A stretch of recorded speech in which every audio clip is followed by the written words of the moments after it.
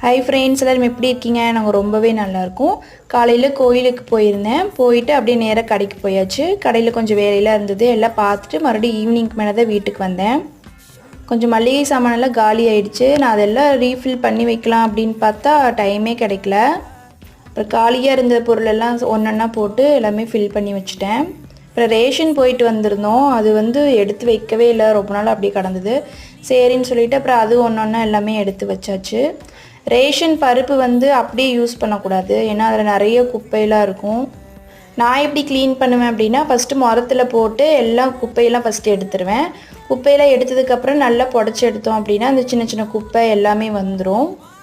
நம்ம வாங்கிட்டு அப்படியே வச்சுட்டு அப்புறம் சமைக்கும்போது எடுத்து க்ளீன் பண்ணிகிட்டு இருந்தோம்னா அது சரிப்பட்டு வராது, டைம் வேஸ்ட்டு. அதனால் ஃப்ரீயாக இருக்கும்போது நம்ம ஃபுல்லாக க்ளீன் பண்ணி வச்சிட்டோம் அப்படின்னா வேலை சட்டுன்னு முடிஞ்சிடும். துணியெலாம் ஈவினிங்கே துவைச்சிட்டு அப்புறம் நைட்டுக்கு இட்லி தான் பண்ணியிருந்தேன். இன்றைக்கிட்டே